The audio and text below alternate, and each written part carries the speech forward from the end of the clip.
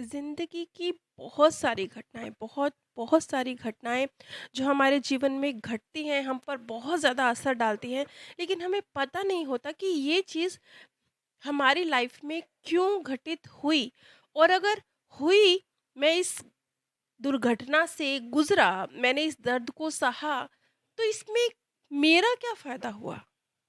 उस वक़्त हमें अपनी किस्मत पर, कभी परमात्मा पर, कभी प्रकृति पर बहुत क्रोध आता है कि नहीं, यहाँ ये सब कुछ गलत था, ये अनफ़ेयर था, मेरे साथ नहीं होना चाहिए था।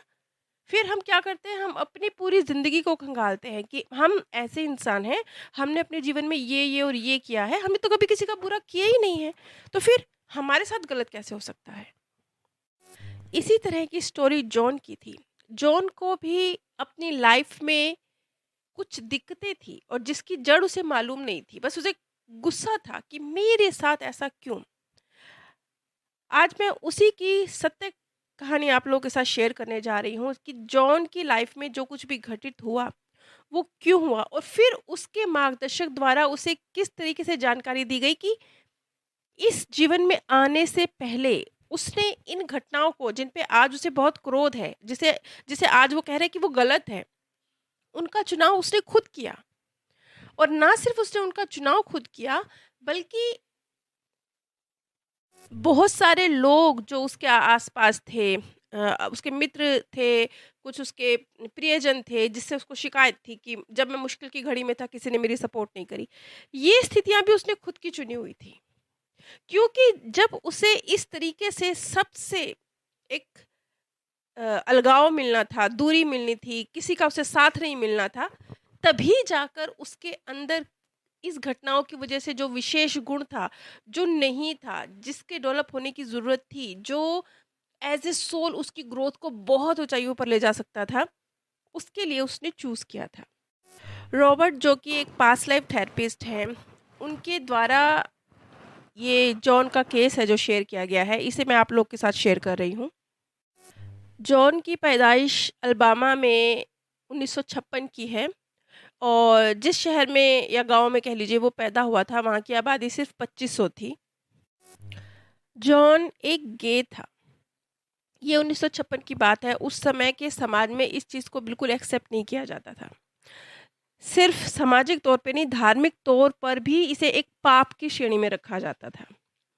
तो जब ये बात अपने पिता को उसने बताई तो पिता की आँखों में आँसू थे। कुल मिला के वो खुश नहीं थे इस बात को जानकर कि उनका बेटा एक गे है। उसके बाद उसने अपनी मम्मी को भी जब इस बात की जानकारी दी, तो उसकी मम्मी शांत थी। उन्हें भी समझ नहीं आ रहा था कि वो किस तरीके से, हाँ, उनको शिकायत नहीं थी जॉन से, उनको क्रोध नहीं था जॉन पर, लेकिन हाँ, उनके लिए भी ये एक सदमे जैसा ही था। लेकिन बात सिर्फ़ यहीं ख़त्म नहीं होती। बचपन से ही जब जॉन छोटे थे, स्कूल जाते थे, उनका व्यवहार आम लड़कों से थोड़ा अलग होता था। तो उस वक़्त भी उन्हें जो उनके क्लासमेट्स थे, वो बच्चे उन्हें परेशान किया करते थे, उन्हें बुली किया करते थे। और उनके एक टीचर थे, जो अक्सर जॉन को ये कहा करते थे कि तुम एक लड़के की तरह बिहेव क्यों नहीं करते हो?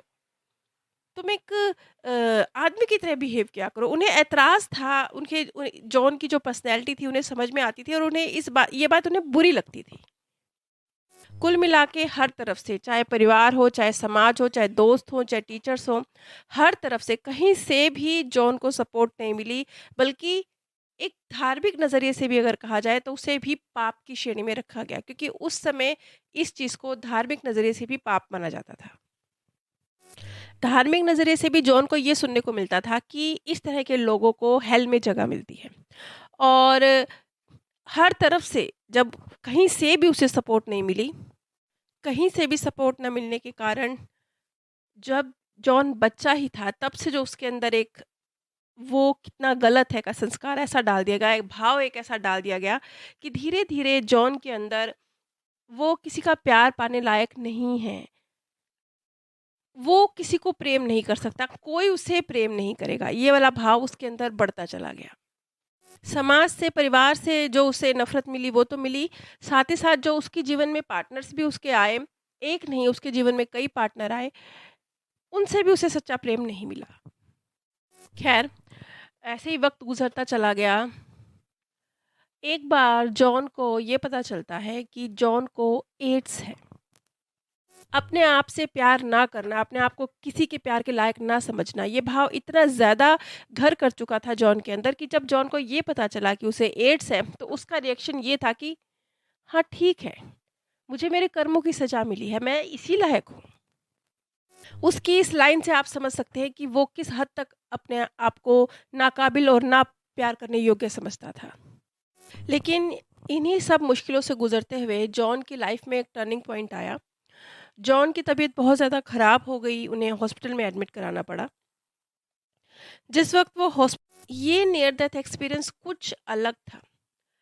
अलग मतलब, वो कहते हैं कि मैं अपने आप को एक रूम में देख रहा था, थोड़ा डार्क था वहाँ, और मेरे आसपास बहुत सारे और भी दिव्य आत्माएं कह लीजिए, गुरुजन कह लीजिए, लोग थे। जैसे वहाँ एक बड़ी सी पार्टी चल रही हो, एक इस तरह की जगह थी। कोई आवाज़ नहीं थी, बिल्कुल शांति थी, कोई बातचीत नहीं थी, बिल्कुल एक साइलेंस था। और वहाँ का जो माहौल था, उसे देख के मुझे लग रहा था कि मैं उसे जॉइन कर सकता हूँ। मैं भी उस ग्रुप का हिस्सा हो सकता हूँ। लेकिन जैसे कुछ मुझे रोक रहा था, जैसे कुछ मुझे पीछे खींच रहा था और मुझसे कह रहा था कि नहीं, अभी नहीं, अभी नहीं। यहाँ शायद जॉन के मार्गदर्शक द्वारा उसे गाइड किया गया होगा कि नहीं, अभी नहीं, अभी वक्त नहीं है। अभी काफ़ी कुछ बाकी है जो जॉन ने सीखना है, बहुत कुछ बाकी है।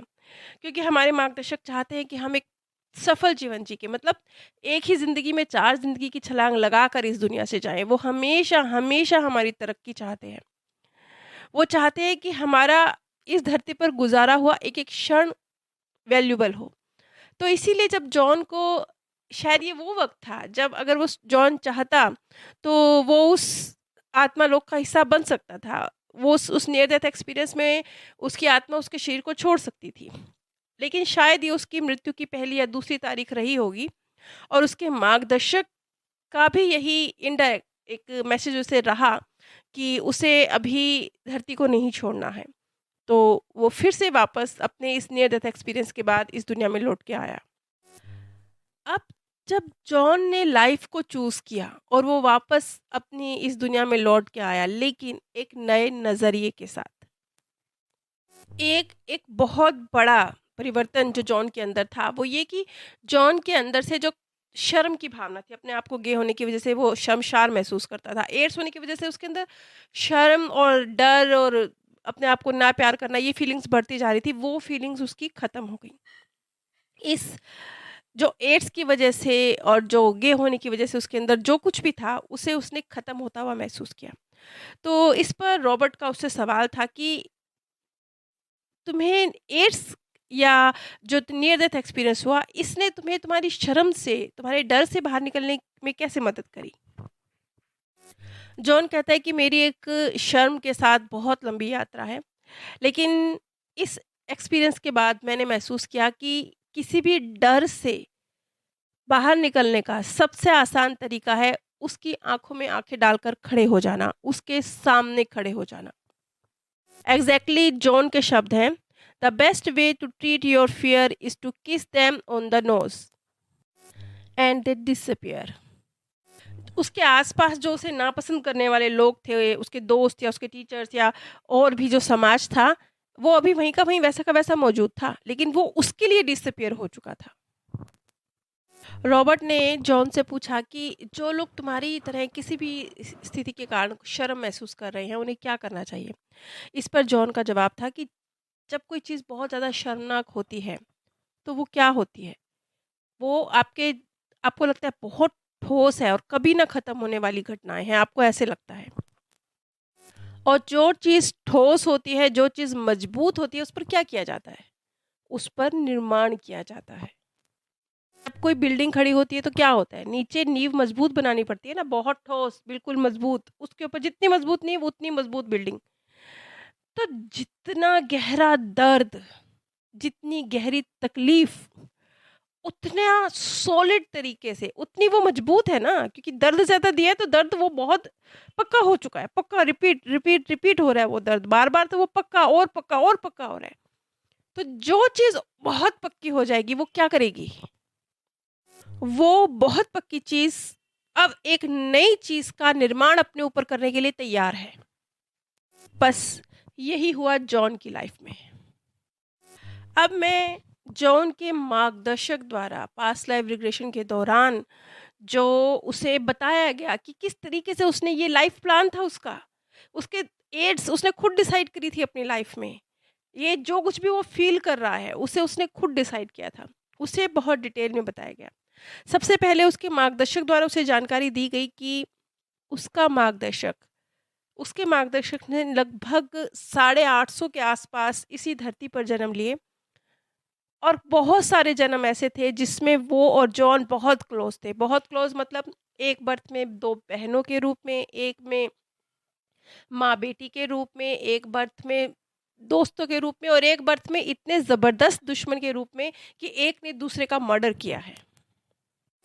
जब जॉन द्वारा नाम पूछा गया अपने मार्गदर्शक का, तो मार्गदर्शक द्वारा जवाब दिया गया कि ये प्रोनाउंस नहीं किया जा सकता। उसके मार्गदर्शक ने बताया कि हर बर्थ में जब जब जॉन और उसका साथ में बर्थ हुआ है, किस तरीके से होगा, क्या घटनाएं जीवन में घटेंगी, किस तरीके से वो एक दूसरे की लाइफ में रोल प्ले करेंगे, इसका निर्धारण उन्होंने सोल वर्ल्ड में स्वयं किया। जब सवाल पूछा गया मार्गदर्शक से कि क्या ये जो एड्स उसके जीवन में आया, ये जो इतनी शर्म उसके जीवन में है, उसको इतना इमोशनल दर्द मिला है, फिजिकल भी मिला है एड्स की वजह से, और गे होने की वजह से एक सामाजिक बहिष्कार जैसा मिला है, दर्द जो उसने इतना सहा है, क्या ये सब उसने डिसाइड किया सोल वर्ल्ड में खुद अपने लिए? और अगर किया तो क्यों किया, उसे क्या बेनिफिट? इस सवाल पर मार्गदर्शक का जवाब था हाँ,